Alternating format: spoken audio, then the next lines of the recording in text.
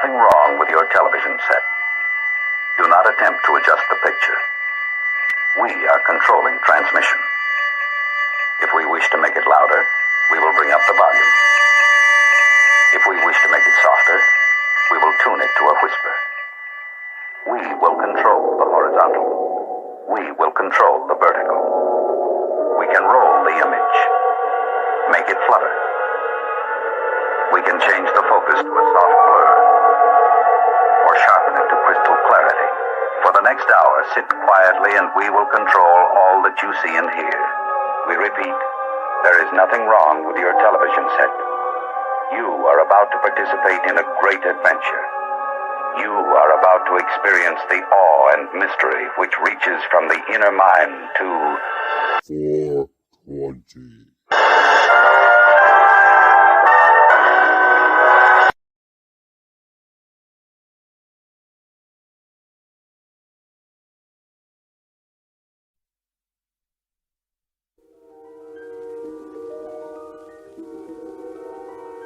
There is a fifth dimension, beyond that which is known to man.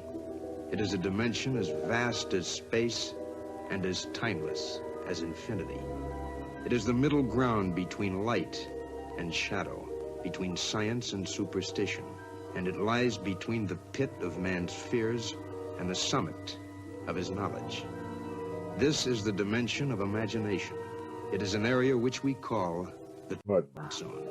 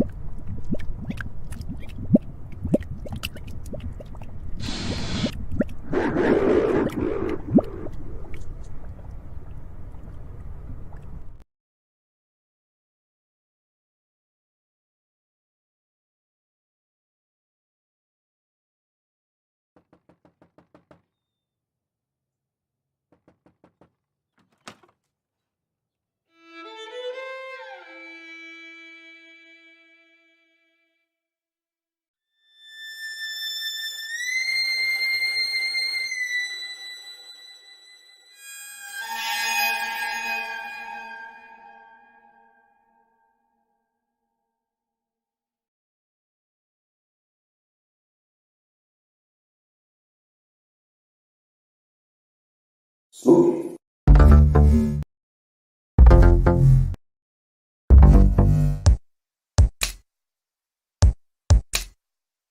Wanna get high? Wanna get high? Wanna get high? Wanna get high? Is that a party?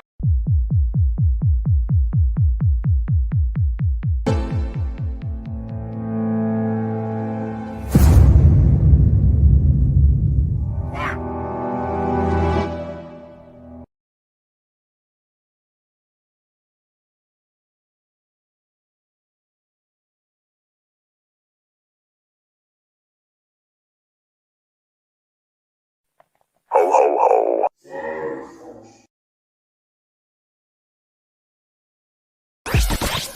The world is flat.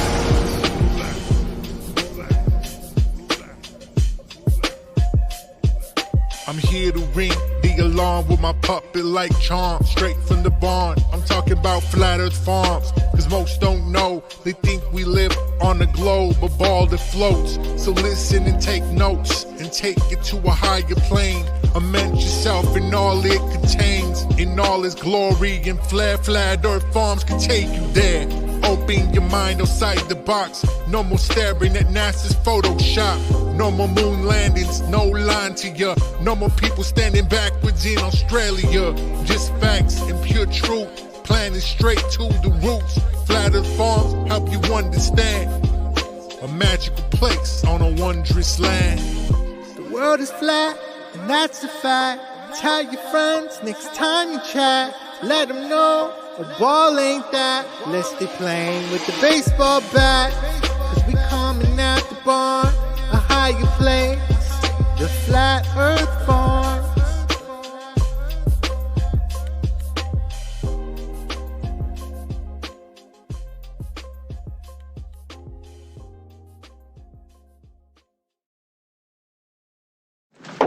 This could be it, Harry.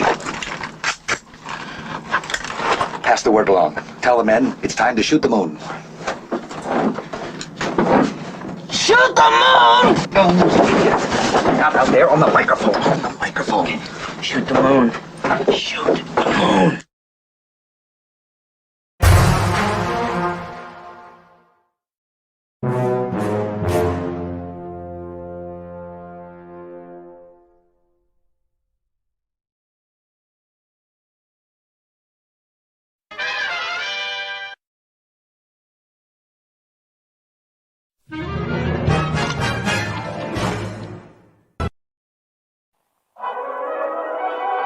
What are we gonna do tonight, Singe Man? The same thing we do every night, Boston Ray. Try to take over the world.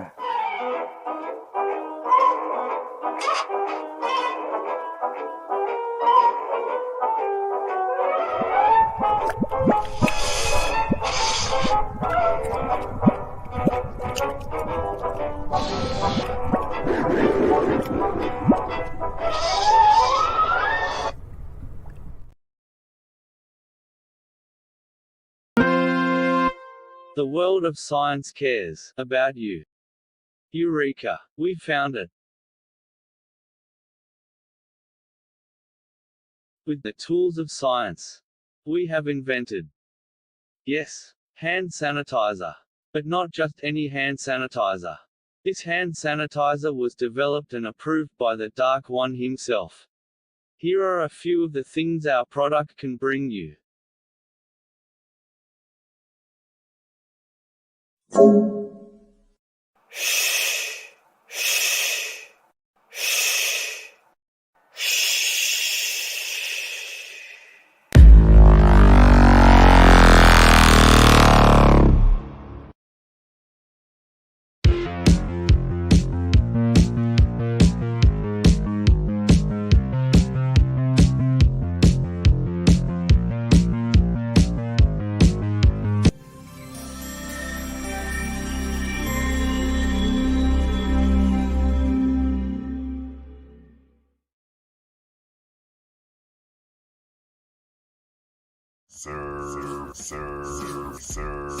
Bow wow run, he's my mighty puppy. Sir bow wow run, he's my mighty puppy. Sir bow wow run, he's my mighty puppy. Sir bow wow. Mud.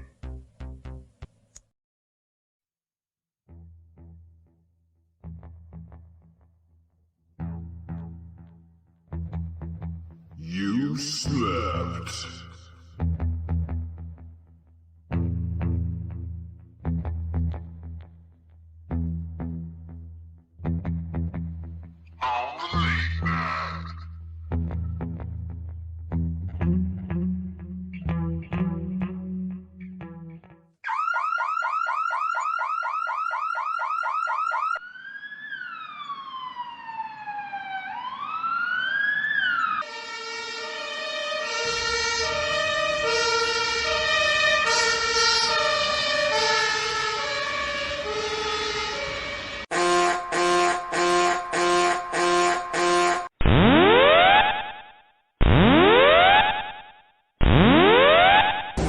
Warning, the self-destruct system has been activated. Option to override site start expires in 10 minutes.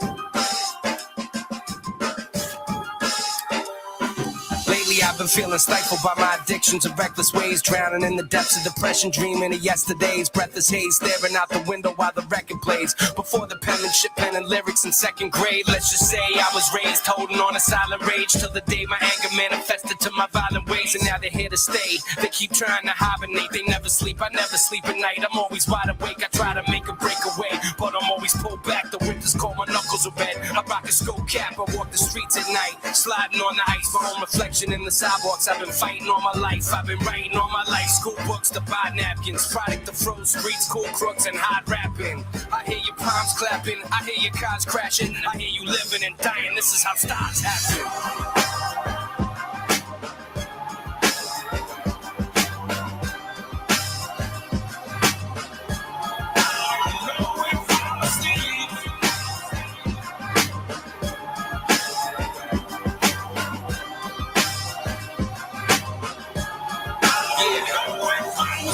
Sheets of paper just get shorter when the candle burns. I'm tiptoeing, opening doors. When the handle turns, a doc speaks. Flames flicker, light trickles underneath the blinds. Open just aside for my eyes to peek out the window. At the dark skies and all the nights creeps, I look at my girl inside my bed and see my wife sleep. She breathes calmly.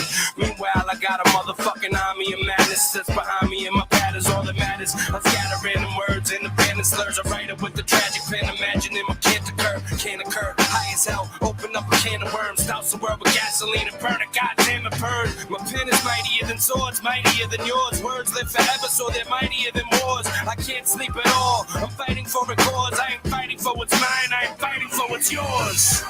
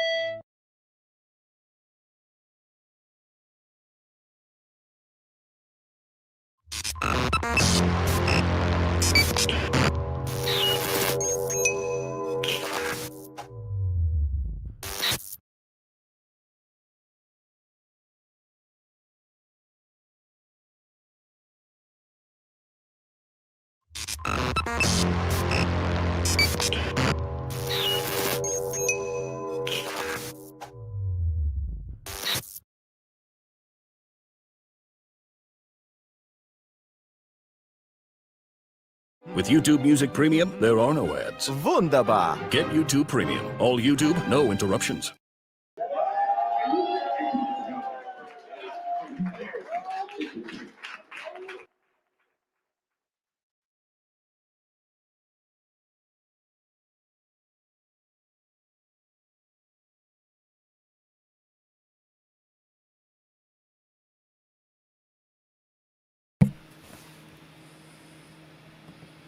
Live. What's up? What's up, Singe Man? How we doing? You over there? Nightcrawler Network? Can you hear me? Who do we got here? We got Machine Head. We got Jenny. We got Sean. Machine Head. Parkway. Nancy! What's going on? All right.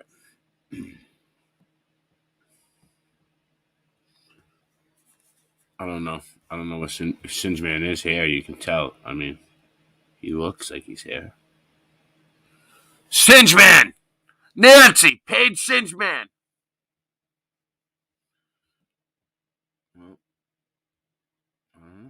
we getting into? I guess. Just get right into it. No messing around tonight. Just get right into the show. Let's see what's going on.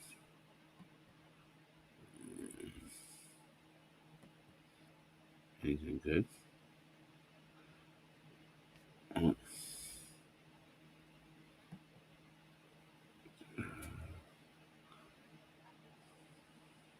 No. No. No. No.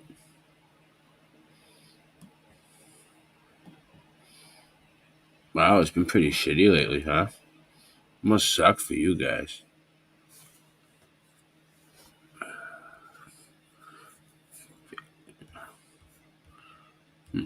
This looks pretty good. Well, let's take a look at this for a second.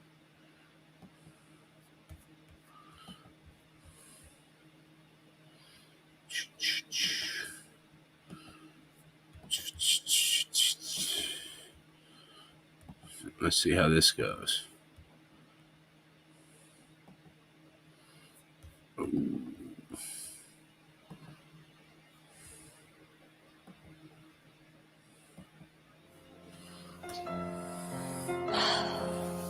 Oh my God. Ever notice that the New World Order is like a really bad door-to-door salesman? Yeah. We have before us the opportunity to forge for ourselves and for future generations a new world order that just won't leave you alone and go away. They're more like that nosy neighbor that peeps on you with binoculars, crossed with the creepy door-to-door salesman. We established a liberal world order, and that hadn't happened in a long while. A lot of people dying, but nowhere near the chaos. And now is the time when things are shifting. There's going to be a new world order out there. It's a never-ending battle, all in the name of freedom, and really just wanting to be left alone. And not spied on. Breaking the law in order to violate people's rights, that's the new world normal. Please, at least leave us alone in our living rooms. Let me have my toaster and my TV and my steel-belted radios, and I won't say anything. Just leave us alone. I'm a human being. God damn it! My life has value!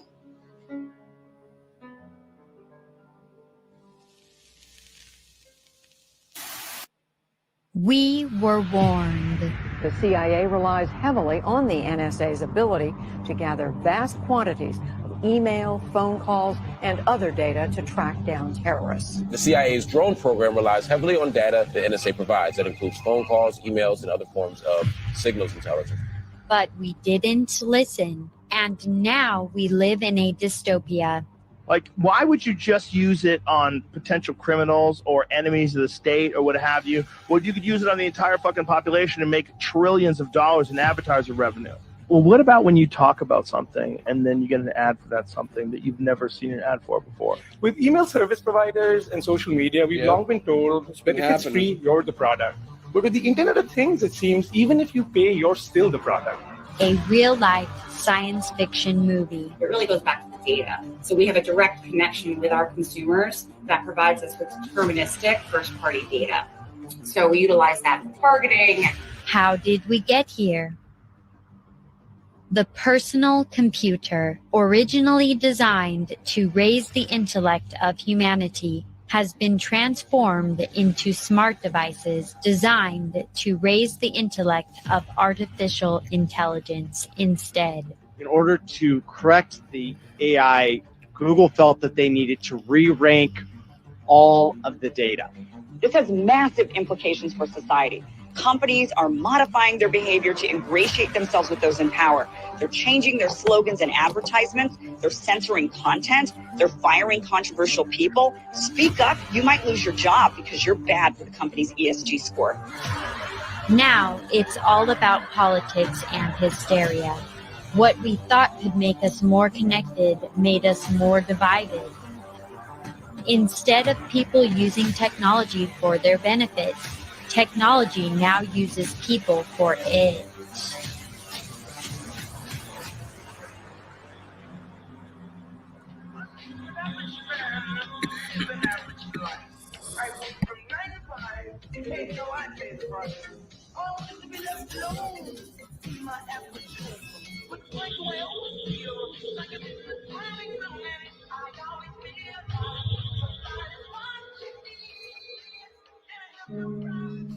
Always watching you.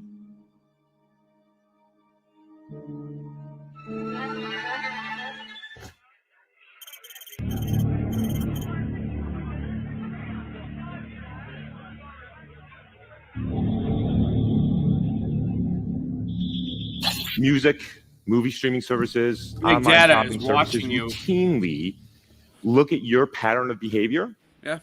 compares that to previous customers, and tries to make predictions for you. Google runs the largest of all the ad exchanges, also known as surveillance advertising.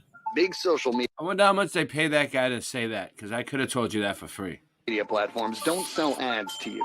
They sell you to advertisers. This technology is designed to collect as much information about you as possible, then analyze it with artificial intelligence to create predictive models of your behavior and preferences.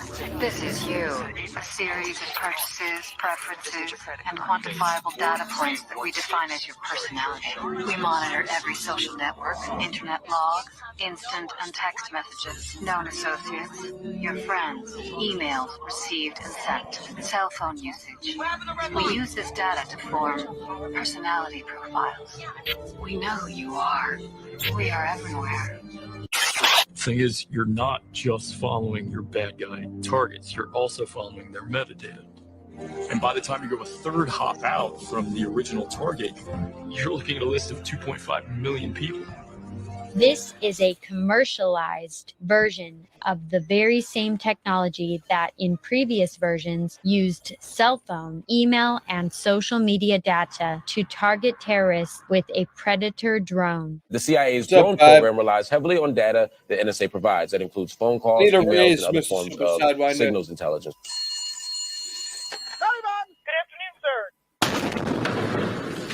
But now, instead of delivering you a smart bomb, Avon calling. it delivers you a smart ad through smart devices. And that's just the beginning. And nearly every TV sold these days is a smart TV. And if you're not using a smart TV, you might plug in one of these, an Amazon Fire Stick, Roku, or Google Chromecast. But all these devices are grabbing a lot of information about you, what shows you watch, when you're watching, and how long.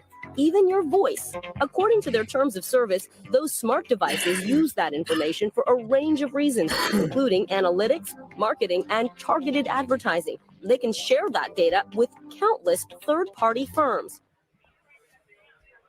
Your privacy and behavioral data is monetized and sold to governments, corporations, and advertising agencies. This is a very dangerous weapon to put at the hands of the powers that be. We've really been building back-end big data analytic capabilities now for a couple of years. We get the data through 30,000 sources. It's not just the typical data that you find in a database, but other data that you can get about your customers. Major financial institutions and companies give us accounts receivable information. We know a lot about our customers. We can see their lifetime value. We know who our most valuable customer is. We also get signal data and other kinds of data like B2B e-commerce data and shipping data and social media data. Facebook has invested $2 billion in a data center. $1.3 billion data center complex for Apple. Google is now saying it's going to spend $13 billion money for data centers. And that's where a lot of these data lakes come in. Data is a huge asset for us. From your own data sources and from outside third-party data sources, you can bring that together and get business value out of that. And we combine this unstructured data that I just talked about with that accounts receivable data, and suddenly we've got a rich profile. So you want to do data crunching? Right. Basically, Amazon is the world's biggest supercomputer available right now. Right. And that you're able to use that data. You turn on the data sources you need. Within a couple of hours, you have the analysis you need. Amazon's private brands team in India secretly exploited internal data to copy products sold by other companies, knocking off the products of sellers in its marketplace. Using that big data against our best customers, it's a huge asset. And rigging search results. and exploitation of its vast trove of data to promote its own merchandise at the expense of other sellers. Amazon is now 50% of all e-commerce. Amazon has been forcing third-party sellers to enter into contracts that penalize them if they try to sell their products on other sites for cheaper prices. And that includes a company's own website. For every euro of sales, Hubacher has to hand over 30 cents to Amazon. Amazon is one of the most valuable companies in the world, along with Apple, Google, and Facebook. They're worth together around $7 trillion. The success of software can depend on its presence in the App Store, for which Apple charges 15 to 30% of revenue. And essentially tells us if you don't like the deal, you can just get out of here. You can just shut down your business. How is that a choice? It just felt like mafia tactics. The tech companies decide under what conditions others can enter their system. In the process, they collect oceans of data.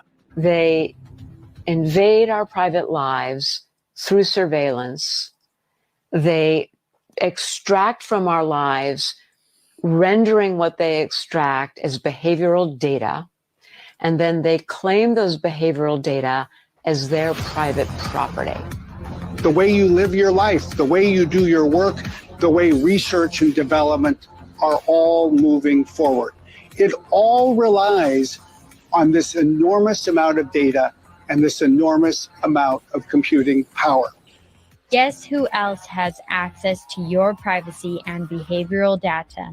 So one of the things that we were able to do with the Smart TV platform was actually abuse the browser to the extent that we could actually gain access to the camera that's built into the TV. This is something that we can do invisibly and actually have the camera running behind the web page that you're looking at. I could be sitting on a laptop in a cafe in Paris, and as long as I have a network connection, I'd be able to get into your TV and access the camera. Hackers, spy agencies, you name it, anyone, anywhere around the world. This data is pretty valuable, not just to device makers, but to hackers. If you're watching your smart TV, somebody may be into your device. The FBI recommends putting a piece of black tape over the camera eye if you can't turn off the camera. And that you're covering those microphone holes. Also make sure you unplug it. Okay. I'm Santa Claus. Don't you want to be my best friend? The horrifying sound coming from this Ring security camera installed in the child's bedroom. Until 2 weeks ago, Danielle's home in Portland, Oregon was wired in every room with the Amazon Echo. Her family used the Alexa app to do everything from turn up the heat to turn off the lights. But that their love for the Alexa changed with one alarming phone call. That person was one of her husband's employees calling from Seattle. He proceeded to tell us that he had received audio files, recordings from what was going on in our house. It's nearly impossible to distinguish between consumer products and surveillance equipment. It's really easy to forget that normal household items are spying on you. Look at all these products. Can you see a single microphone or camera? There is an entire economy for spy footage of people. Couples being intimate, people going to the bathroom. For many people, this is much more than just perversion. This is a business. Your privacy is being studied, monetized, and sold. Data collection has become so sophisticated that NGOs are now using AI algorithms that can accurately predict or even interfere with election outcomes. You really have a file on every voter in this country? Yeah. Yes. And if you just pick one at random, how much would it say about an individual? Literally, you could look and you could look into thousands of characteristics. Thanks to advances in data analysis and digital communications, it's now becoming possible for political leaders to capture the expressions of all American minds. So where does the house-by-house data come from? An amazing range of sources, among them supermarket and credit card transactions, and what people watch on TV. Data analysis was pioneered in the two triumphant Obama campaigns. They even boasted they knew the names of all 69 million people who voted for Obama. We had 12 people on our data team in 2008. We had 165 in 2012. Wow. We ended up using all that data to change the way we dealt with voters. Mitch Stewart was Obama's director of battleground states. I had reports every single night that went all the way down to the volunteer level in every single state. And so I could see exactly how many doors were knocked, how many conversations they had, what were the results of those conversations, and then that rolled all the way up to a national report. But the Republican side say they've now caught up on big data, especially through ecological profiling. So depending on what personality type you have, we can take messaging on a particular policy or issue and then tweak it. So if these tech companies have our live time location tracking data, as well as access to live cell phone ping geolocation tracking data, as well as all of our social media posts, and including our private conversations that we have in proximity to our smart devices, imagine what they could do with all of that data on, say, election night. They could have a common operational picture of who's already voted at early voting, who is likely to vote a certain way, and who's not likely to vote another way. In fact, by midnight, they would know whose ballots need to be stuffed into which box in order to get them the elected outcome they so desire. Significantly more data has come in between 2012 through 2016 and into 2018. Political analytics has boomed as an industry over this period of time. We talked earlier about the importance of being able to model the behavior of the entire electorate in order to understand what states are going to have close elections, where we can effectively allocate resources. We're moving to data warehouse in Google BigQuery so that fundamentally people can interact with all of this data for analysts and data scientists, and to provide a foundation that people can build on top of and can do new innovative work that pushes the bounds of political data forward and drives political strategy as a result.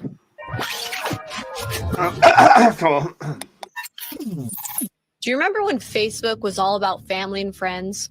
Little did we know that would all turn out to be a nightmare.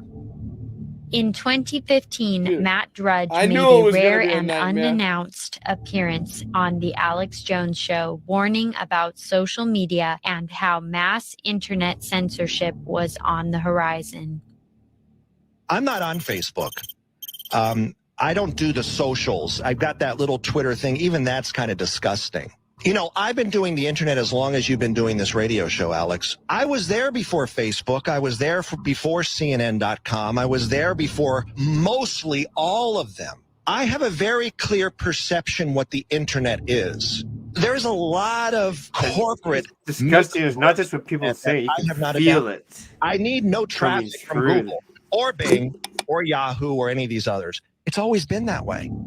Now, if you think of that setup, how rare that is, because everybody's so hungry for referrals. This whole social media stuff is bogus. Make your own playground. The internet allows you to make your own dynamic, your own universe. Why are you gravitating towards somebody else's? Stop operating in their playground. Stop it. We were warned not to be corralled into their platforms, that we needed to make our own digital space. But instead, we kept feeding their machine, giving it more and more of our data. We knew they could censor us, but we didn't care. We could just keep making new profiles, bouncing from platform to platform, hide behind anonymity. Yeah, for my homework in 2005 In or 2016, 6. I made a name for myself as an independent journalist on social media. Good for you. So, how you doing, Singe? You there? You took off? Okay, yeah, so I made my own. Everyone had to make their own like website and stuff. Mm-hmm. And you had to have a video on it and a place where you could click on links to stuff and a place to post comments. You really did. That's cool. I had all that. And then in the very next couple months, they came out with Facebook. And I'm like, I already have that. And I was telling my family, you know, on the phone, hey, come on over to my website and leave a message. And no one did. So basically, like, Mark Zuckerberg and the CIA stole Facebook from you? Yes, I invented it. And I also was hanging out with Napster and getting him really ripped off some bong rips. And I gave him the idea, hey, dude, you should take everybody's music and file it through one thing and then charge them. Yeah. He's like, oh, I know how to do that. Clickety, clickety, click. So yeah, I invented Napster too. Why did they give him the nickname Napster again? I forget. I mean, I remember like he'd always take naps after I gave him the big bong hits. He'd just take long naps. Yeah. I don't know. Just making shit up. I was always falling asleep. You know. No, I was watching this back then. Dude, I would like, okay, a movie would come out that night. I would be ripping it from the internet. We call it ripping. Oh yeah. Not ripping off. We'd rip it like rip. Oh, we used to you rip it. The code. We used to crack programs and rip things off online all the time. Not ripping off. It was a term, we would rip like it off. Ripping like this. It was like we were ripping. Definitely. Like this. Like that. Yeah. Ripping. And I'm not a code cracker anymore. Click and rip. Now I'm a scuzz detective. And it would be it would be torrents. Mm-hmm. We call it torrents. Yeah. And you would just go and watch the movie the very same day as it came out, maybe the next day. And I really wouldn't do that part, like go into the movie and film it. Yeah. Although I did once to see if I could, but I would just go off, get other people's films and just watch the movie. And it wasn't the greatest quality, but mostly I'm just listening to the storyline and running around doing stuff. Yeah. And then you can get some good graphics, and then it's much better to go to the movie theater, of course. Obviously. Who wants to go pay for part 17? I was a midnight nightcrawler, part 17. Yeah. And oh wait, you know who knows about nightcrawlers? What's up? Random fan. Hold on, I have a dog over here. Hold on. He knows about nightcrawlers. Yeah, random fan.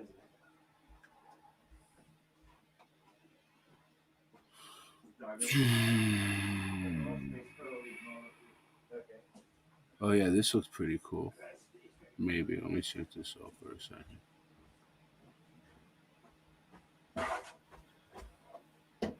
Okay, I'm back. Yeah. There was an emergency. All day there was an emergency. Tomorrow there's an emergency. I know, so I better be prepared. Okay, so man, I'm just really off kilter here. So I don't even know what we've been talking about. I've been answering questions and talking to you? No. Good, because I feel like I've just no, you've been time gone. traveling is hard on you. Sorry. Time traveling takes it out of you. Yeah. They sent me through the machine today, right? The agency's like, hey, no. Oh yeah, the machine. Yeah. In the back room. Not the face off. Not the face off machine. I love the face. Yeah. Time viewers. We got to view the time of another area. I kind of like the face off machine. It makes me feel kind of good sometimes. You know what I mean? I get like a rush. Zoltar speaks. Zoltar has been speaking.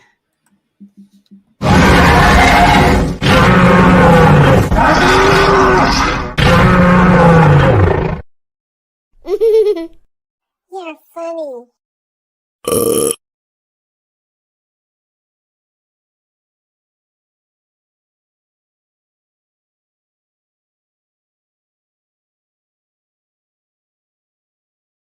What did Zoltar say? 10 or 20 me? Zoltar speaks. Zoltar! What did he say? He says, you've been wondering what to do with all those benefits you have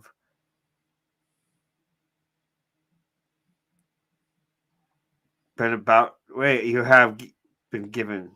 What is or this? are about What to is this receive. Zoltar character This- that you've been Zoltar? communicating with? Yeah. The science guy is What are you talking about? using the science guy is using the machine to communicate with a seer named Zoltar. Hold on one second. Named Zoltar, and we should be speaking to Zoltar, and we can ask him questions soon. But it's going to be a bit before we can. You'll see. We have a lot. We have a lot coming their way. And all speaks. all this has been going on behind my back without me. Yeah, talking. you don't even. I mean, there's only so much I can let you in on. So, I mean, the agency just keeps me kind of in tight reins. Right now, we'll be releasing some.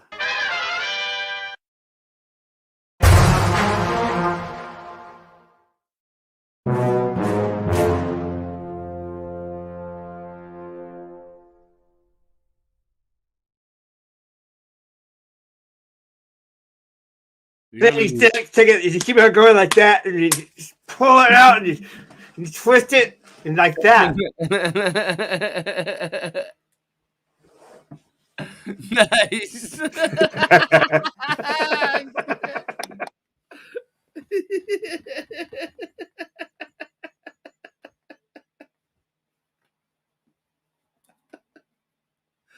Oh shit. he's like mic drop. Mic drop on that one.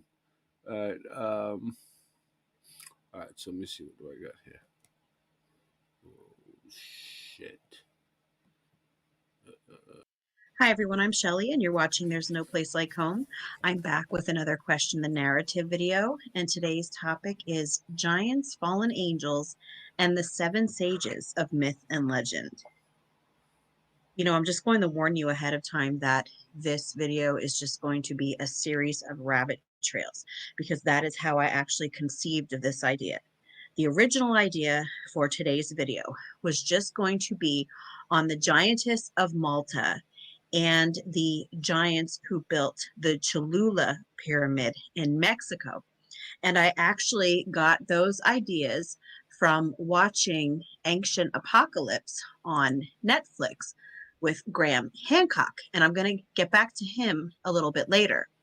But as I was watching these shows on Malta and Cholula, some puzzle pieces started fitting together, or maybe just some neurons started firing in my brain. I don't know. And so what was going to be a basic video about those two things has now morphed into what it's going to end up being. Okay, so I'm going to start out with the original place that I was going to, because the island of Malta probably has the least to do with the rest of the rabbit trails that we're going to be on today, but it still has enough to do with it that I'm still going to mention it in today's video. Because, you know, a lot of us have been speculating on the pyramids, and a lot of people believe that it was giants who built the pyramids, including the pyramids of ancient Egypt. So ancient Egypt isn't the only place that we hear this, but for some reason I've noticed that the pyramids of ancient Egypt get the most press. They are the pyramids that most people know about, even though there are pyramids worldwide. But even so, yeah, there's always been a lot of speculation as to how did this ever get built with the size of the blocks and just the manpower that they had at the time and the tools that they supposedly had at the time.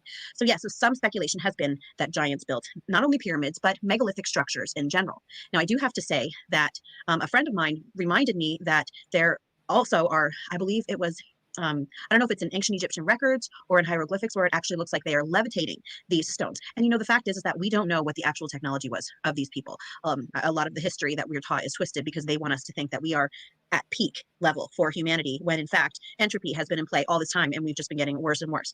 But the fact remains, even if that was the method they would have used in Egypt, other megalithic structures, it's definitely, you know, it's a question, especially with the fact that there are stories of giants worldwide. And I've done many videos on them. This is just going to be one more. So let's just take a look at Malta, the island of giants, and one story in particular. We're going to take a look at a megalithic structure called Gigantia. Once upon a time, Sansuna, a giantess on the island of Gozo, went to the town of Taseng, placed huge stones upon one of her shoulders, and carried them 4 kilometers to their current resting place at Gigantia, the place of giants. A multitasker, she did this while holding her half-giant, half-human baby over the other shoulder. Now, I'm just going to interject here that on the show that Graham Hancock did on this, he said that the Gigantia complex was actually built to commemorate the birth of her child. Anyway, so taking these heavy stones, she then built the temple complex of Gigantia and afterwards allowed the local people to worship within. And then it says, more unusually and perhaps irrelevant to the story, but hey, it's often little details that make a tale believable. She lived exclusively on broad beans and honey, though some versions replace the honey with water. As old legends go, it's an entertaining one, but it's not the only explanation for Gigantia's megalithic prehistoric temple complex. I had also read that it had served as a defensive tower, again built by a race of giants. So now what really interested me about this story, first of all, was just the fact that here we have an actual legend. And yeah, I'm getting ahead of myself. I'm thinking of Cholula now, but it's the same scenario. A lot of times we're just speculating about what built these megalithic structures, and the idea of giants very often just comes from our own imagination. So it's, you know, it's really interesting when you see these stories are actually coming up in the legends of the people who built these structures or who were at least alive when these structures were built. So this is just one of them. Let's just take a look at the Gigantia temples. And so you can just imagine the feat of moving stones that how many tons must these weigh? Just another one, just zoom in on that a bit. So, you know, you can almost imagine her carrying it on her shoulder with the baby also on her other shoulder maybe, and just bringing these up the hill. And, you know, it's the same question as with Egypt. You know, how would they have gotten these gigantic stones? And a lot of times even just set them on top of each other as we see here. Which reminds me very much of Stonehenge, although I think it's a little bit more symmetrical.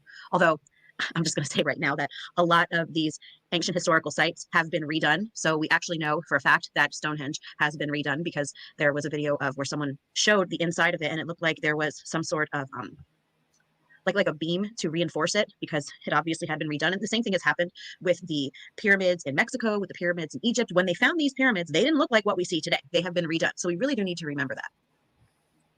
We'll just look at one more. And here we go. This is just from the top. And so the largest building of Gigantia is known as the cathedral.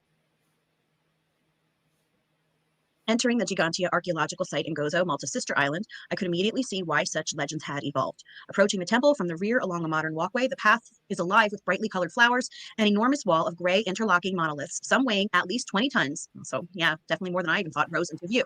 I'm going to Ray, yeah, what's up? What's your high school nickname? Have estimated that 50 men were needed to erect a single Megalith. Actually, yeah. Wow, I forgot about that. In the 11th grade, they used to call me Megalith, man. That was the 11th grade. That's so hilarious. Okay, so wow, flash from the past. What's a megalith again? A megalith? I don't know. What is a megalith? Megalithic site, a stone structure. What is the actual definition? You want to look it up? Go for it. Okay. If you got the energy. Can I? Thank you. If you got the energy for it, go for it. A megalith is a large stone that has been used to construct a prehistoric structure or monument, either alone or together with other stones. Mm-hmm. There are over 35,000 in Europe. How large is a stone? How large of a stone? I mean, a large stone. That's very broad. Yeah, right. How large does the stone have to be? So if I take a large stone like this big and put it outside my house, could it be a megalith somehow? If you used it to construct a prehistoric structure or monument, how could it be? You have to use you'd have to use the machine at the agency for that. How can I construct a prehistoric structure now? You have to use the machine and go back. So you go back in time to prehistoric times, construct it. And then... it's kind of not really going back. It's looking back, but we can affect it. Well, how can I build? I mean, I want a megalith. So there are over 35,000 in Europe. We could probably get one. For how much? The world has the world is first clicked on a thing that I didn't want to do. Okay, here we go. The word was first used in 1849 by the British antiquarian The antiquarian. The antiquarian. Ah. He wasn't an antiquitech. Oh yeah, I used to know that guy. Yeah, I knew the. He was an I antiquarian. used to know the antiquarian. Yeah, you know he passed away. Algernon? He Yeah, passed away Algernon. he passed away back in the day when I was a kid. But he used to always come around with antiques, and he was like the antiquarian. And he had When he discovered had- Stonehenge, Yeah. he started calling them megaliths. And it derives from the ancient Greek word mega for great and lithos He for used to. stone. He used to Isn't ride that a bicycle. original? He used Greek. Yeah.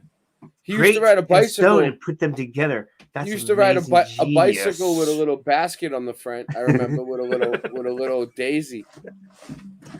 I thought it was a little that's funny. genius to put two Yeah. words together to make one word. Wow, that's genius.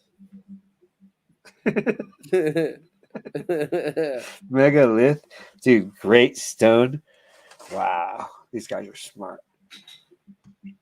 That's why we get, what is this called when you? So it is an argument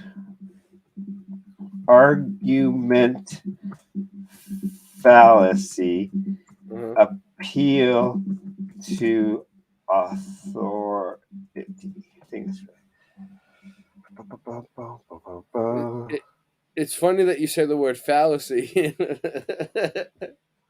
Unsound logic. Appeal to authority is a common type of fallacy or an argument based on unsound logic. When writers or speakers use appeal to authority, they are claiming fallacy, that something must be true. Something must be true because it's believed by someone who said it to be an authority on the subject. Fallacy, so it must be unsound true. logic. Whether the person is actually an authority or not, the logic is unsound. Yeah, you're starting to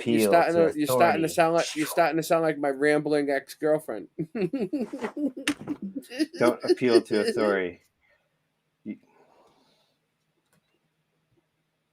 Yep, don't appeal to authority. Yep. Yeah, what else? What else? All that came from Megalith. See how far my mind.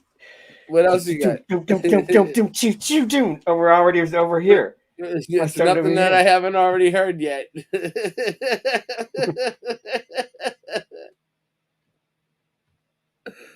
Oh shit! You got anything new? You got anything new? Skiff Dank is in the house. Does he have a wrench? Well, people finally realize we're on. Vibes. Does he have Did they have a wrench? Yeah. Shadow Band. Did they have a wrench? Look at all these people. I don't see Skiff Party! Dank. I don't know what channel Skiff Dank. Yeah, I'll be right back. Hold on. Dang it! I gotta take the dog out really quick. Be right back. He's probably on your channel or the small channel. We're on 3 channels. We're on Boston Ray Mudfoot Adventures. We're on Boston Ray Levelhead. We're on Late Night Live channel. I don't have control over all of them. I don't even know whose channels these are. Nancy, who owns these channels?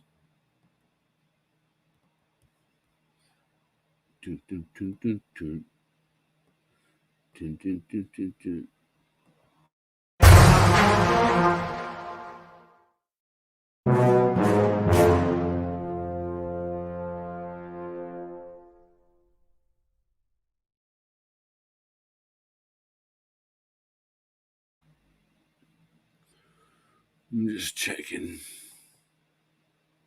See if anything looks good.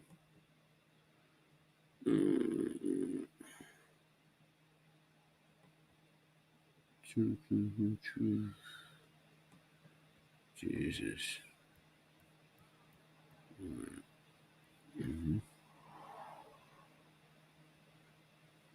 Yeah, I don't care about that either. There's so much bullshit going on right now that I just don't care about, you know? It's like, oh, man. It's like, who gives a shit about any of this? Yeah.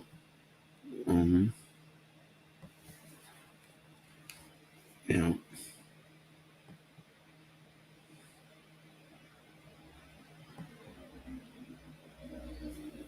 I don't know.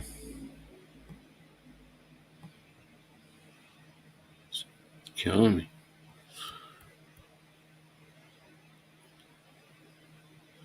No, I don't feel like watching that either. There's like nothing on. There's like nothing on anymore. It's crazy. Nothing good these days. It's what they're giving me now. What's this one? Are we living in the mind of God? That sounds interesting.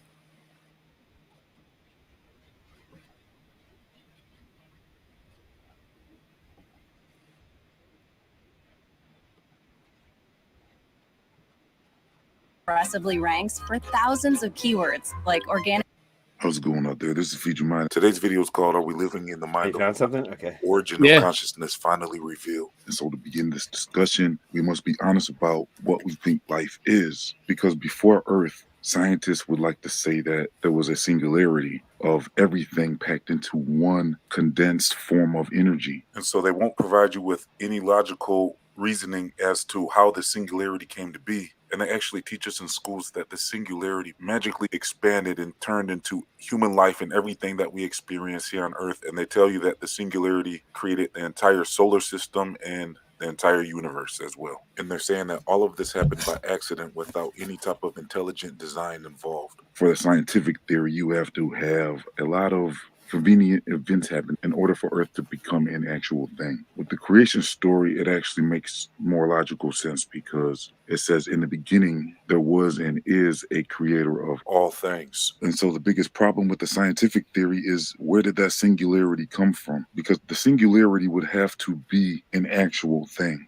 There would have to be some type of unknown particle. I believe they're calling it the God particle now. It would have to be something. It would have to be a thing. And so allegedly that's what's going on with the CERN experiments. They're trying to find this original particle that kicked off everything that we are able to interact with in this universe. The biggest thing that the scientists are overlooking is that this God particle would still require an origin. If you were to find this God particle, then who made that God particle? And this is the question that the scientific community will continue to avoid when you try to bring it up, because they know they have no answer for this question. And then if you keep pressing them on it, they'll finally admit that they don't know how there could be a particle that existed before anything else. The reason why the scientists will refuse to answer this question is because they are in denial that there is only one real logical answer to that question. And the answer to that question completely removes atheism as a logical option of reality, as we will discuss in this video. No atheist has ever even attempted to answer that question, and scientists continue to dodge the answer to that question as well.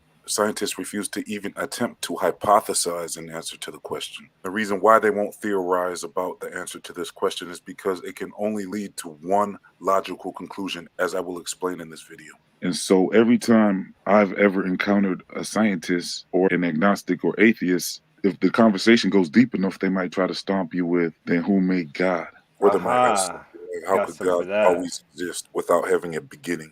And so they ask this counter question, assuming that a creationist is in the same situation as they are, where we would be stumped with such a question. Well, I will show you in this video that there actually is a very logical response to this question. Now, this explanation I came up with many, many years ago. This was not anything I researched through any type of religious filter. I did not arrive at these findings through any type of religious perception at all or anything like that. I simply went into deep thought, asked questions, and sought out the most logical answer to this question as possible. And so what you're about to hear in this video, I do not want to be judged on how I arrived at these conclusions. I'm sharing with you the conclusions I came up with while asking questions like, how could God always exist and be infinite with no beginning or an end? Because when the atheist asks who created God, the basic answer would be nobody created God. But for a more in-depth answer, it would go more like this. There had to be a moment when nothingness existed for the scientific theory to work. Because if you're saying that there's a moment in the history of the universe where there was a particle, then you are saying that there was something that existed before time. And then if you believe that this God particle existed beyond time, then you must admit that this God particle would have to be something which you could possibly consider God. Because how could anything exist beyond time? Because that thing would have to be something. Because to be a true scientist, you would have to believe in a time when there was only absolute nothingness. Scientists are not being honest if they don't start at an absolute void of anything. And that means no singularity, no Higgs boson, and no God particle. It also means no dark matter or anything like that. And so for there to be absolute nothingness, you don't have any air, you don't have any light, you don't have any time or space. You literally would have absolutely nothing at all. Some will say in the beginning there was dark, but when I dug deep into my research, I came to a point where for there to be nothingness, there would have to be a place without even any dark, because dark is actually a thing. Because how could dark exist without a consciousness that is aware that darkness is even an option of reality? And so for there to be absolutely nothing at all in existence would require there to be a moment where there would not be any dark or light. And the closest word we have to describe something like that would be invisible. So you would have to have invisibleness in order for between there the to be darkness nothing. and And that light. means, Yeah. unfortunately for you scientists out there, that Duality. there would be no particles for the Big Bang to even occur. And so this is the moment that we must identify if we are truly looking for the answers about how is it possible that God could have always existed outside of time. Because this moment without darkness that we would call invisible would have to be a moment where the conflict of reality would occur. No thing can exist on its own because it would require something to acknowledge that no thing is even an option, which would be an infinite paradox moment of disembodied, self-aware consciousness. I would imagine this moment would be like sitting in nothingness, but being aware that you exist. The closest example to that would be to sit in a dark room or close your eyes and just be aware that you exist. And so that would probably be a time before there would even be any words to describe what you are. So at that moment, there would probably only be a feeling that you exist, because before words are feelings. And that would only lead to the consciousness declaring that I am. This moment of absolute nothingness is what I've concluded could possibly be the infinite and eternal origin of self-aware consciousness, or what many people would call God. You see, this is a much deeper question than if a tree falls in the middle of nowhere, did it actually fall? You see, this question actually is the question we should ponder, because if you consider if there is an option of nothingness to exist at all, that means that the answer would have to be no and yes. And so after this moment of self-aware consciousness, the only thing that would be in existence would be that self-aware consciousness. And so for there to be anything after that, the Bible even confirms that everything was created through words, because before there were words, there was thoughts that would form ideas. And so the Bible confirms that everything was created through words, and thoughts occur within your mind. And so when everything was spoken into existence, everything could be connected to this thought idea within the mind of God. Could it be that at the root of all physical things dwells the energy of the word of God that vibrates to generate the physical reality that we interact with, including ourselves? And so all physical objects could be connected to this energy at the molecular level. And this energy could be connected to the mind of God. And so everything that we see in the physical is actually verifying the consciousness of what most would consider God. And so when God spoke earth into existence, most physical objects that we interact with on this earth is literally from the earth. So everything is tied back to the origin of the earth. Even mankind was said to be created from the dust and other elements of the earth. So all things can be traced back to this vibrational energy of words, and words can be traced back to the mind of God. And so in other words, life exists, therefore God exists, is the only logical conclusion. And what we think of ourselves as individuals, everything that exists dwells within this one consciousness. We all could be living in the mind of God. God could be all that exists. This moment could all be one thing. And everything that we know could be tied in to this moment, which we would consider God. Recordings just got better. Hey, it's Dana from StreamYard. Not really. I'm so excited to announce that just made my recording with this shittier, understanding, the Dana. term universe, Hey, you know what? in a sense, because Or did universe you is ever? one verse, which goes I back don't to know. everything being Did you at ever the know what? origin, thoughts and words from the mind of God. There's also a chance there could be multiple moments all happening simultaneously, all at the same time, but that would be a deeper discussion that we can get into at a later time. Too But deep of everything a could all still discussion. be traced back to one origin moment, which we could consider a God moment. And so life on earth would be kind of like a lucid dream of God. And so when you dream, and if in Bill that Nye interacting with many others, Yeah. that could be close to what says place that we call Earth to be. creationism is not appropriate for children. Bill Nye said that. Yes. He also says, if there is a God, should we obey it? And then he's all, evidence of a God isn't necessary to live a good life. What do He you? also What do said, you have? Bill Nye quotes on your computer? I'm just reading the titles of videos. These are Fuck the Bill titles. Nye. Even in the Bible, it says that God He's spoke Bill Nye. everything We into don't agree on the because in facts. Colossians 1:16 it says, We "For don't agree on the all things facts. created that are in heaven, Wait, that are in it's earth, the visible facts. and But invisible, we don't agree on the facts. by Him and for Him."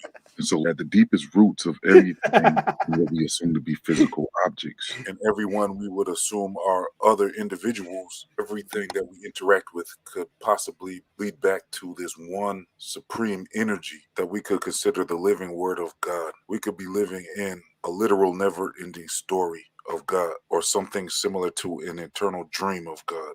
Even Albert Einstein admitted that matter is related to energy. And so life in this earth continues as an eternal stream of energy in this infinite moment of now, independent of your individual consciousness. And so this place that we call earth, I could visualize similar to a river of life.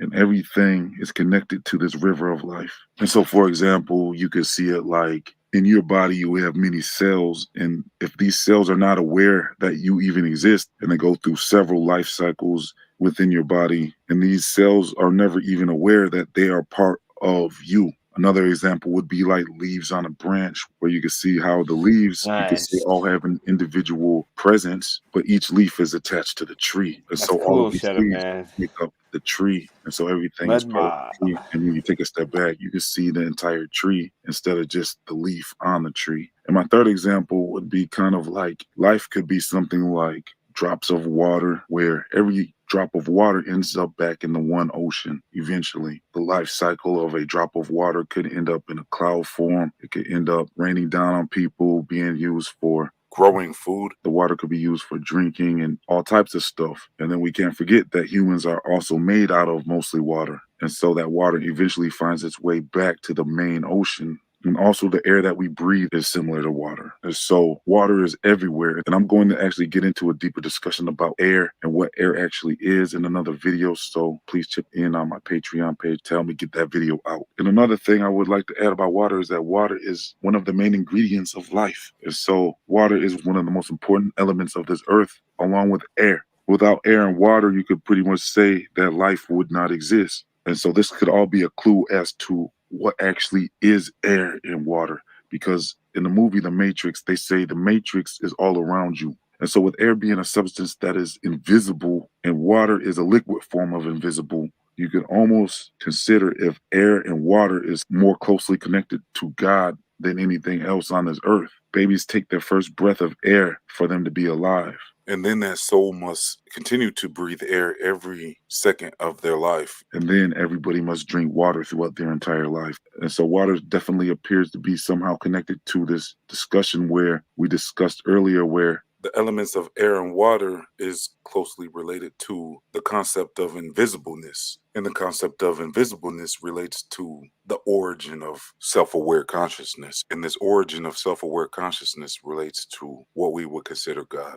And so check out my playlist, Water is Not What You Were Told, where I go into much more detail about the mysteries of water. And one last thing I must add about water is that there's been studies on water where scientists have observed water reacting to the energies that are projected through sounds and emotions and stuff like that. And there's also information I coming out love of water. you. Animals, Thank you, baby. I'm gonna dig more into that in another video. And so to conclude this video, it definitely seems like it's very possible that everything is somehow closely linked to God. Everything could definitely be contained within the mind of God, or everything that we see could be the consciousness of God. And so for everyone who was looking for proof of God, there's really evidence of God just by everything existing. Just by you being conscious is proof of God. And so we all could pretty much be ideas of God, living ideas, lucid dreaming ideas. And yes, I believe we are full of free will. I believe that we are also creating our world, our now, right now. Every choice you make and every decision you make is probably going to be accounted for in the end by the almighty creator of this place. The one who created this place, I believe, is probably independent of this place as well. Like his supreme consciousness is not limited to just being everything.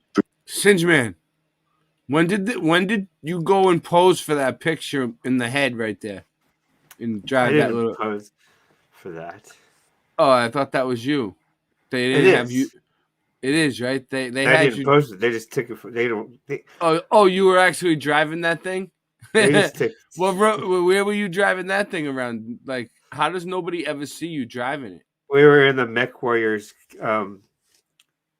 training facility. Jesus. In Mech like, Warriors 3 training facility. Does it cruise or what? It has like 20 Oh, machine gun mounted on all and one rocket. It's best to have a bunch of small Can you make the guys? artillery Can you make instead of a the bunch of big mouth? Can you artillery. make the mouth talk, and the eyes? No, can it spits loogies though. Nice.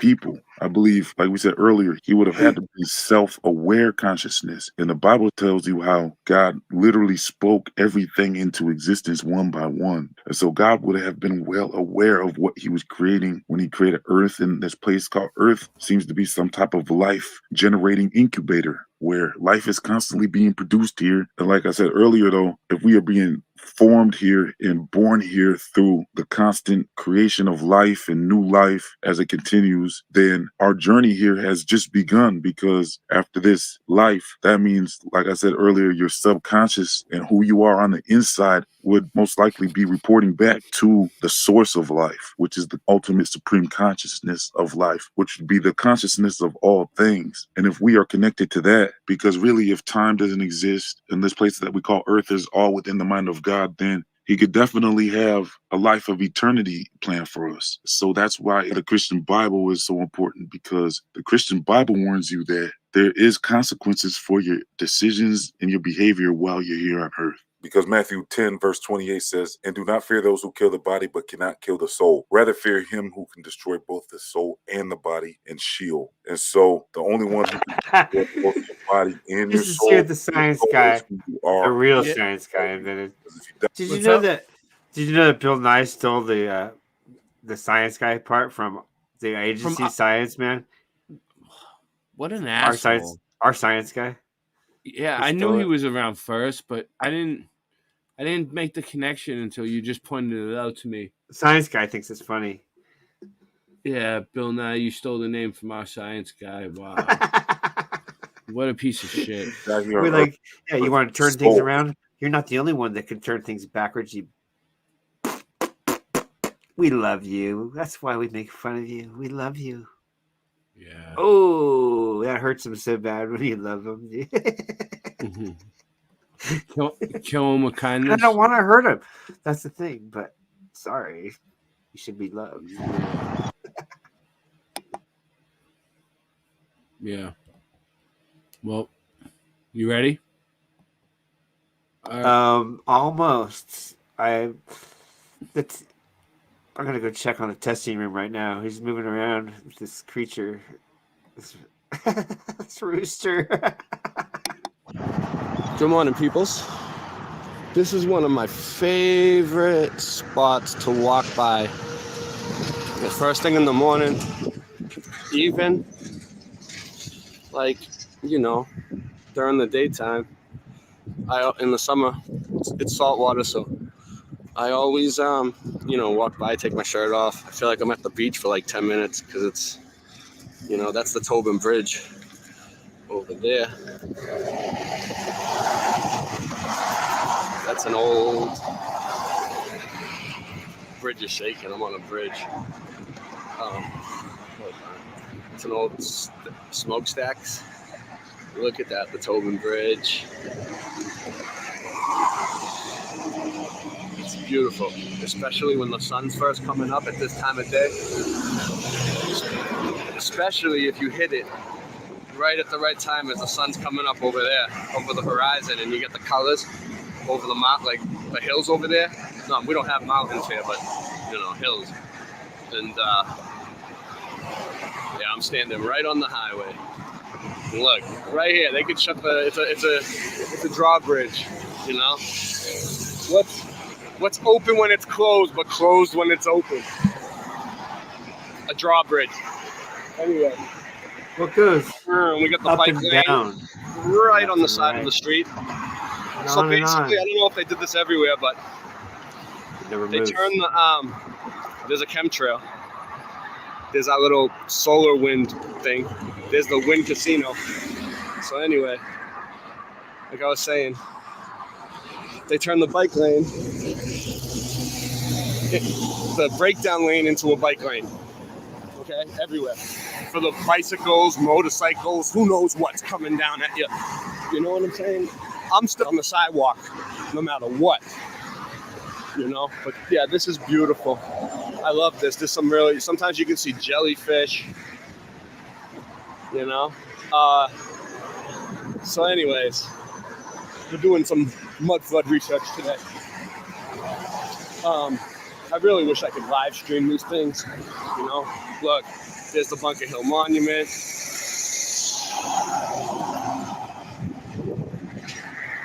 Yeah, I really wish I had 1,000 subs so I can do some live streams. I'm not in it for the money, people. I do this for fun. I'm just trying to, you know, I need 1,000 subs so I have an epic live stream that I want to do. But I'm not going to do it. I'm going to do it until when I get live stream. Anyway, look at that. There's the Prudential Center. That's Boston. And today, that's where we're going. And look at this. 7 o'clock in the morning. 7 o'clock in the morning. Chemtrailing. Zoom out. Chemtrail. Because you know why? The sun is too bright today. I can't have that. Look, there's another chemtrail over there. All right, cool. This is going to be a good video today. We're doing some big things. This is pretty cool what they're doing here. Since this is the only good thing I see Wind Casino did. This is part of the Boston Harbor, or it connects to it anyway. It's the Mystic River. Okay, it's where I am. And that's the Wind Casino. They built this clean energy to help power the MBCA, the transit system. And this water was filthy. You know the song, I Love That Dirty Water? Yeah, Boston? Yeah. This water was disgusting, polluted, just really nasty, nasty water. And when they said they were building this monstrosity, Wind Casino, there it is. Okay, that's just part of it. It's huge. When they said they were building that, they showed a picture of what water's like next to it. And it looked like Florida, like down in the Caribbean, like crystal clear bath water, you know? And I was like, there's no way they're gonna be able to do that. So what they did here was they basically put an oyster bay. They brought in like oysters, and supposedly the oysters clean the water, filter the water. I think it's pretty cool because the water has been looking cleaner ever since they did it. So good job. Thank you.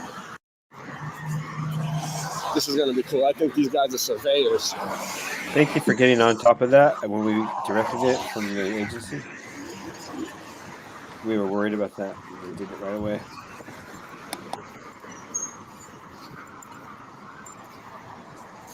I lost it.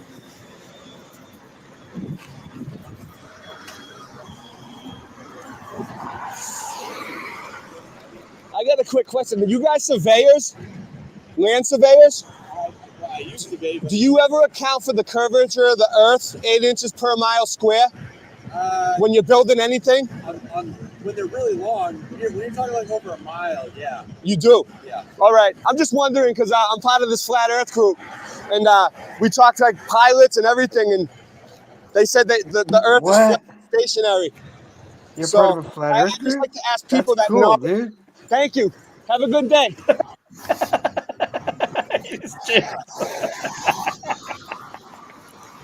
Nice one, dude. He was stunned.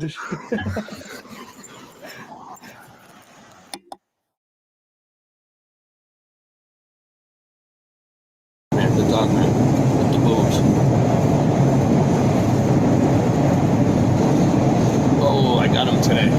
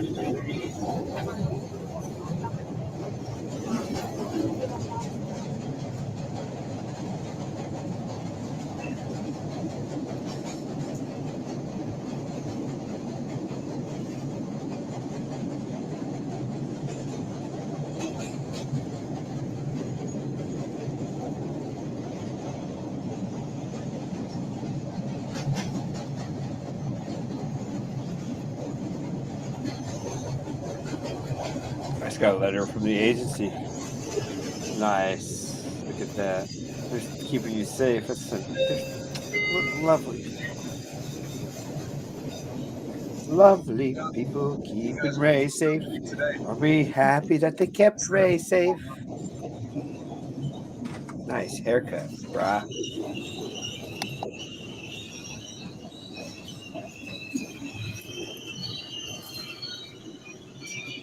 Dude, keep 60 feet away. Don't you have any, like, how impolite of you, dude? You're so impolite. Keep 60 feet away. That's not even nice. You know, I just wonder if most of these people are wearing a mask because they believe it, or they're just wearing it because they say it's a federal law and there's a $500 fine for not wearing one. I haven't seen them write a fine to anybody yet. I haven't seen nobody going around and fining anybody, but they do say it's a federal law, which it's not a federal law because it's just a proclamation. It's just an executive order. So by them announcing that it's a federal law, that's illegal. That's acting under the color of law. That falls under the color of law. When you're acting under the color of law, when you say something is a law, but it's not, and you're telling people it's a law and they have to follow it, that's against federal law. That's a violation. That's a violation of federal law.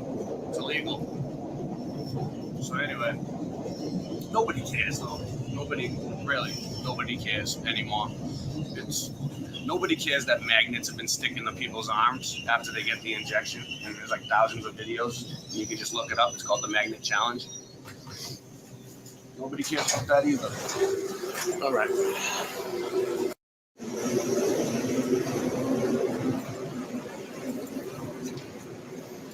You know, just walking through the tree.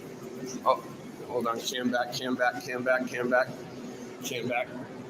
zoom in. Cam back. All right. So, all right. Eyes on the prize, people. I'm taking you right into the heart of Boston. I'm taking you right to the streets today. Chinatown, downtown Boston is where we are. We're going to the Boston Common. Yes.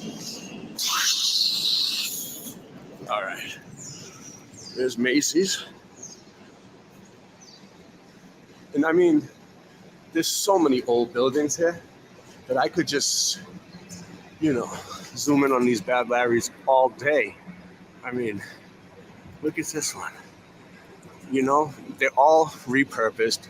They're all not what they say. But this one right here looks extremely old because the stone looks like it was burnt. Okay? Stone looks like it was burnt. And the thing is, I'm kind of in a rush today. I don't have a whole lot of time because I got a lot to cover. And I don't have a lot of battery. But anyway, we're going to the State House. I'm going to show you the Gold Dome. You see these old bricks? Just let you guys get a sense of what's going on here. This is Temple Street. Okay? And this is a pretty big homeless area. And actually, from what I've heard and I talk to a lot of people, and I lived it, so I kind of know. This area is really good for homeless people, to be honest with you, because you got the Boston Common, and it's huge. It's up there. It's really big. And in the summertime, when the weather's nice, everybody just sleeps out here on the Boston Common. They put blankets. And, you know, there's a stigma on homeless people that isn't really good, you know. It's not true. The homeless people are very nice. They look out for each other. What's up, man? And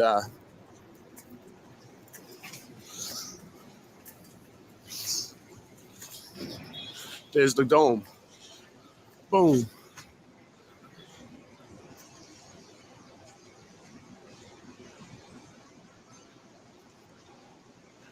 Yep, that's the State House.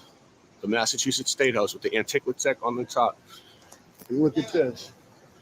This is the old church. Boom. Boom. Look at that. That might be the Grasshopper Antiquitech. I'm looking for that. I'm getting That tired, I bro. don't have a good I camera. might have to go to bed soon. But it's over there. I'm going to go over there too. But right now, we're going to go up here. We'll go have some fun at the State House. Party on, Warriors! I'm not causing any ruckus. Man, man. This is just really some historical stuff. I'm looking for anything with Paul Revere, because this is part of the Freedom Trail. Okay? This is called the Lafayette Mall. All right. All right. General Lafayette. Look at that building. You got the pyramid with the columns, you know.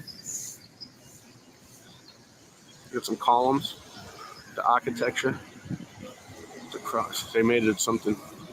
It's called St. Paul's Church, something like that. Cathedral of St. Paul. All right. So this is a pretty interesting fountain.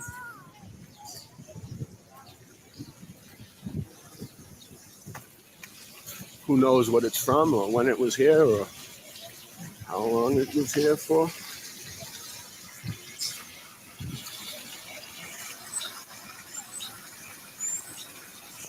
But it's got some really interesting designs on it.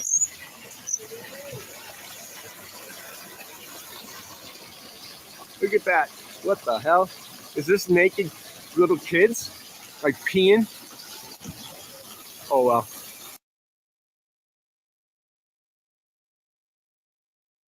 It's here. Is this what they're replacing all the statues with? No, this has been here. But anyway. Yeah, my hands are always so shaky. I watch other people's mud flood videos and it's all still and nice. My hands are so shaky.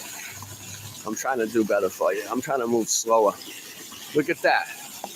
Oh, I know what that is. That's so weird.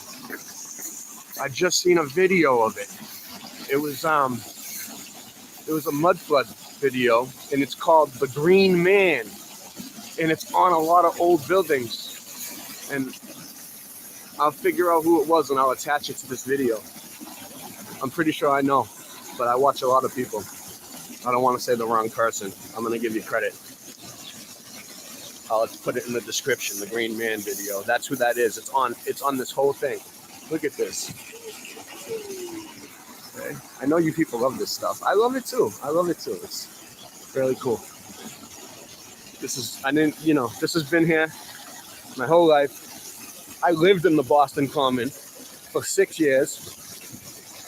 This was my home for 6 years. Okay. So I can walk by here and I don't even care, you know.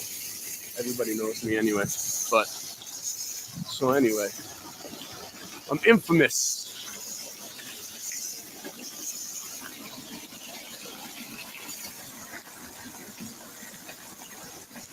Right. I'm infamous too.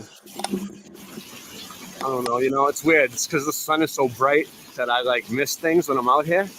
And then when I get home, I'm like, oh, I see something in the video, and I'm like, oh man, I should have caught a view of that. Pretty sure the And I always Druids want to took go that, back right? and check it out.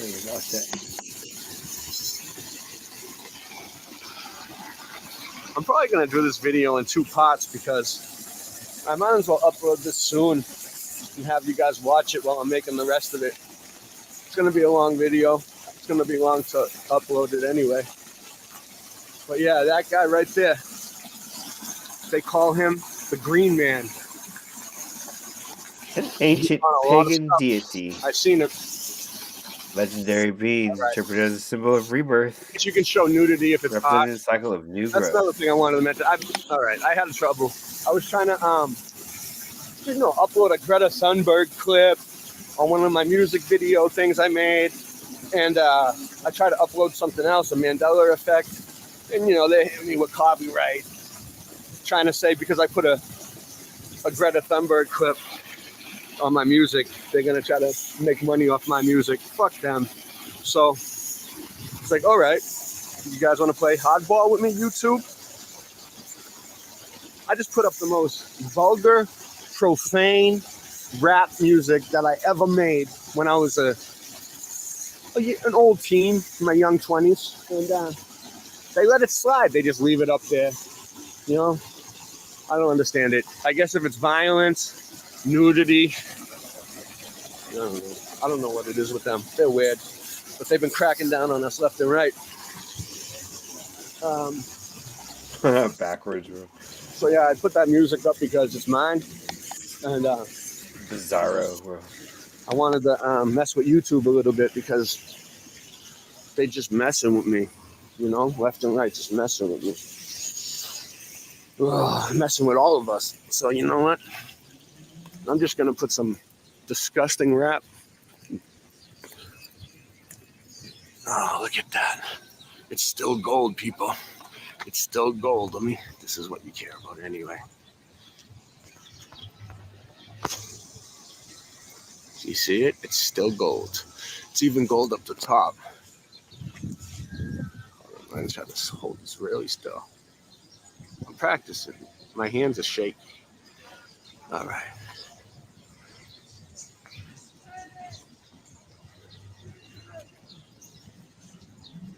People are like staring at me like, what is this dude doing? Just filming a dome in the middle of nowhere, like 8 o'clock in the morning, I'm gonna go up there. Whatever, man. People ask me what I do. I make mud flood videos, I make mud flood videos.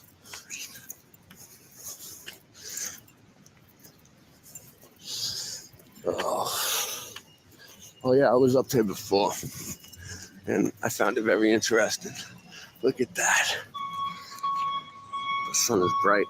No wonder they kept chilling. It's been hot here the past few days, like 80 degrees, but 80 degrees here is like when it gets like 80, 85 and humid. Oh man, it's like how it feels when it's like 120 out west in the desert with the dry heat. But in the desert though, you need water, man. I went out there twice and I dried right up, man. Dried right up. Oh, this looks like they're just building this. Look at this. Oh, they're facading. Yeah, probably facading because I remember something being here. Ooh, if they're changing it, let's try to get it on record. What are they changing? Because you notice how all these sites have construction going on. Meanwhile, people are just staying in the house because they don't want to be bothered about wearing a mask or taking a shot or anything. So meanwhile, while everyone's in the house, they're doing all kinds of crazy construction projects on these sites that I've been going to. All right.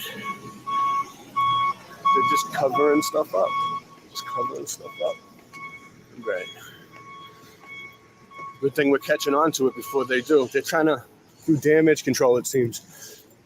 They keep messing with all of our streams. Okay. Making it click and pop and sound crackly so we can't get anything out edgewise. Meanwhile, they're knocking down all this stuff so we can no longer see it. So there's the State House.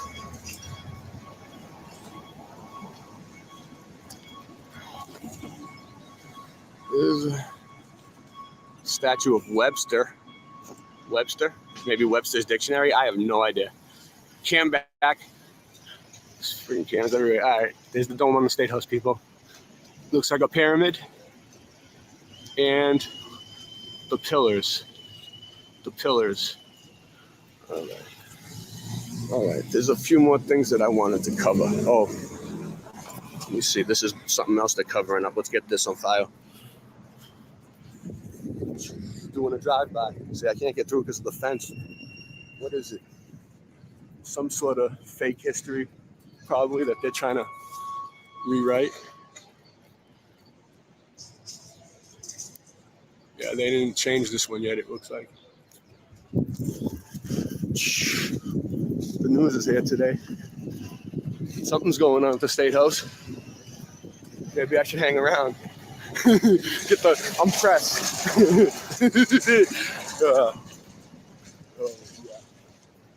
All right. They're always at the State House. I'm getting the scoop on the story today. I'm getting a scoop on the news today. All right, peoples. All right. All right. I got to get back into the common somehow because I wanted to show you guys something else.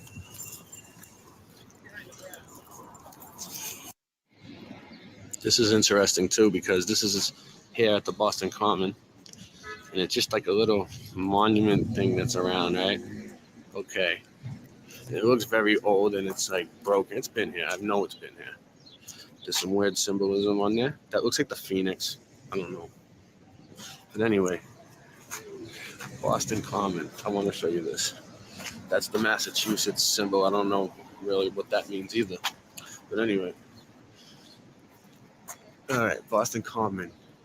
In or about the year of our Lord, 1634. And then the present inhabitants, Boston, of whom John the colony was chief. Yeah. Yep. So basically, what I want to point out, what I noticed is the year of our Lord. You know, we say that they put an I or an X or a J before the year, and it means the year of our Lord. Well, there it is in writing, the year of our Lord. There's a Mandela affected clock. Look, what happened to the V for the 4? Boom.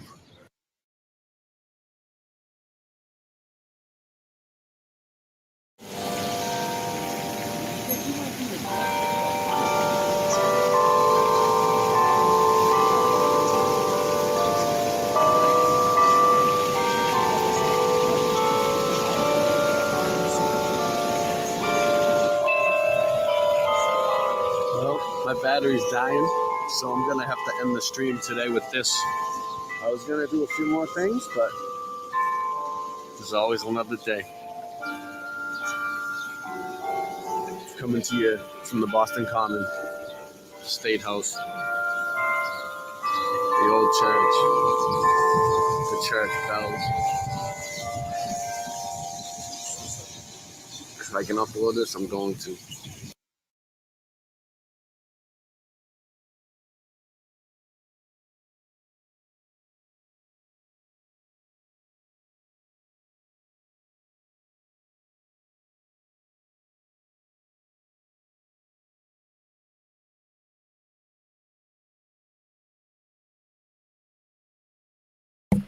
I think I'm gonna just end the stream for now because I don't know, it's getting late for me.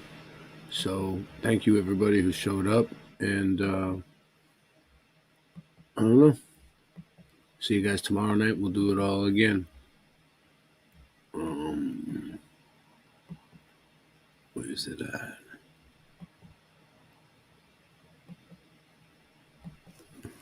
Okay, well, there it is. Peace. Static selector. Static selector. Static selector. I'm a walking bad habit, eat tabs up in the cabinet. Savage rap status, vocabulary extravagant. A rock star, popping rocks and bars. Used to flip bud, now this rapping caught me a car. No telling, Connecticut felon, not GPS him and find my mark like Magellan with more lines than Corey Feldman. I never cease to impress him. I cardiac arrest him with every studio session. I'm killing him, no question. Web's back, better hold your breath when I'm rhyming home. I murder beats, I'm Jonah Hex with a microphone. Fiends saying I'm the dopest yet, and haters, I shrug them off until my fucking shoulders sweat. I'm breaking bones, a modern version of Casey Jones. Sword in hand, I'm the winner playing the Game of Thrones. Fuck beef, my rapping style's filet mignon. Getting drunk, fuck your driver, somebody take me home.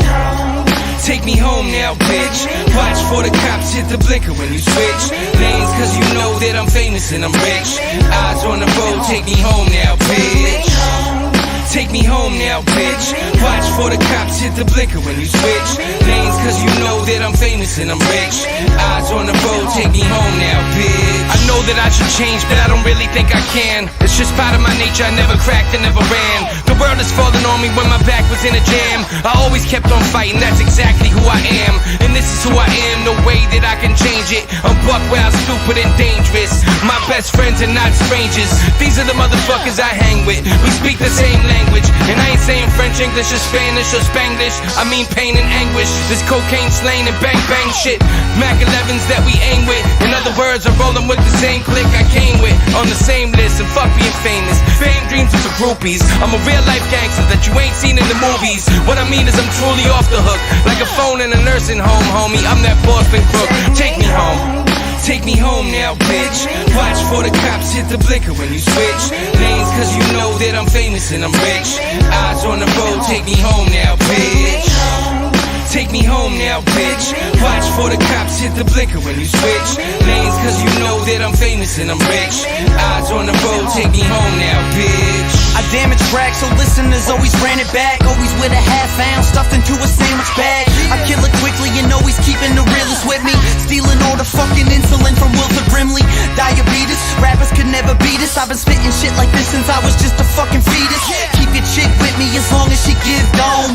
Rolling up the diesel and burning like Jim Rome. Now I stand here as a man with the past, the inspiration for the kids on the corner, but still got the laugh of a mental patient. The infiltration of the game, born from a central hatred of fame. A pencil shaking with pain, an entrance staked in a claim from the wrath I became. My paragraphs insane, a futuristic pictures of the past from which I came. And this is slain with the shoddy and the hoopty, son. My whole career's a robbery that they could never scoop me from. Take me home now, bitch. Watch for the cops hit the blinker when you switch lanes, cause you know that I'm famous and I'm rich. Eyes on the road, take me home now, bitch. Take me home now, bitch. Watch for the cops hit the blinker when you switch lanes, cause you know that I'm famous and I'm rich. Eyes on the road, take me home now, bitch.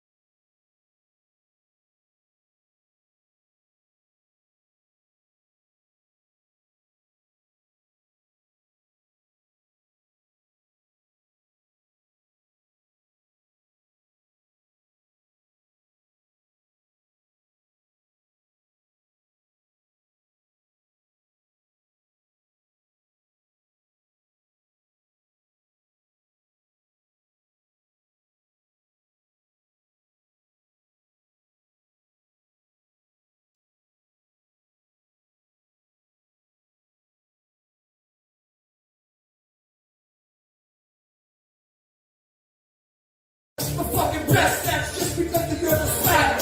You hit me like a number gun to the nuts. You're the slack, nothing you can do. You're the slack, nothing you can do about it. You're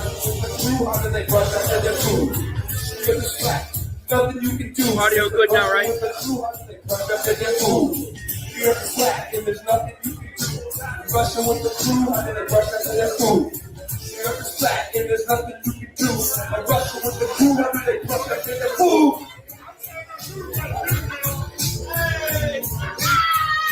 Earth's flat, baby!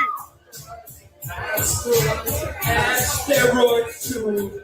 Got asteroids and asteroids and asteroids too. We got asteroids and asteroids and asteroids too. Asteroids.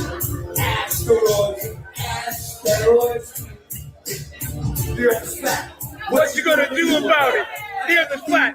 What you gonna do about it? Ain't no the earth is flat. Can you hear the moving target with a rocket? The DJ loves it. Everybody loves it. Every time around. You wanna come from the heart? It makes me fall to the together with the head back. Yeah! No one ever hits my comments. Don't ever read my comments. You know it's flat. Ignorance is a bunch of us. The focus fucking on the fire, something on the good. You and one another work with us. You know it's flat. Why you think it's such a fun? My supper was the fucking best. That 57 was flat. And he be like another play, tripping nuts. Hell yeah, Steve. There's nothing you can do. The earth is flat. What you gonna do about it? Earth is flat, and there's nothing you can do. There's a Russian with the crew, how do they brush up in your food? Earth is flat, there's nothing you can do.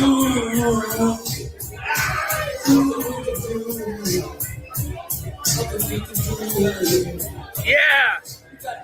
Asteroids, asteroids, asteroids, true.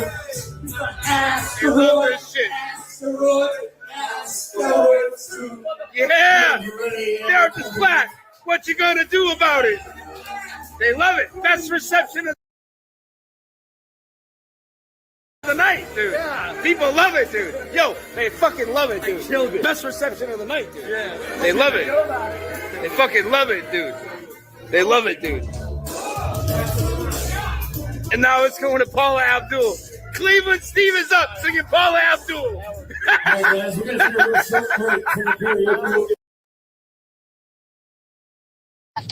Yeah, buddy. And we live.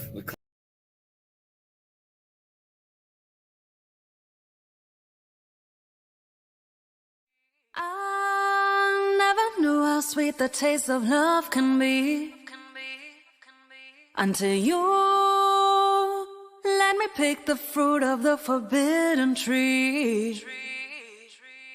Where everybody knows your name, and they're always glad you came. Where everybody knows your name, and they're always glad you came.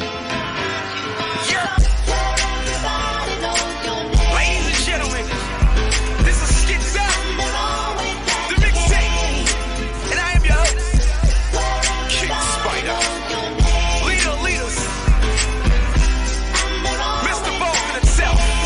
I ain't coming from Mattapan, going through Dorchester to get to Roxbury, just to get more fresh air, going up Mass Ave, hoping to Newberry. I need the new what? I stay in new everything. I got game in the hood, swear to God, everybody know my name in the hood. And the clothes are dope, yes I must say. Threads, animals, Adidas, Johnny Cupcakes. Hey girl, come here. I'm one of them boys that be in front of the corner mall downtown crossing. I'm a dawn to calm out, comprende. Eyes like the cigar sign, smoking on Fenway.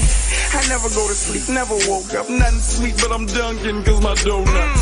Hi Tiffany, can we date, hun? I'm Mr. Boston, not from VH1. No! Yes! King Spider. There was ever a question in your mind? Who's the best of the beat? Stop it. I'm the motherfucking king. Beacon Hill, I know you got me. I see you, Duval. See how? Where we at? Sometimes I want to go somewhere, man. You know? Where everybody know my motherfucking name, everybody do cocaine, you know? It's a place like Boston, you know? Beacon Hill, Paul Revere shit.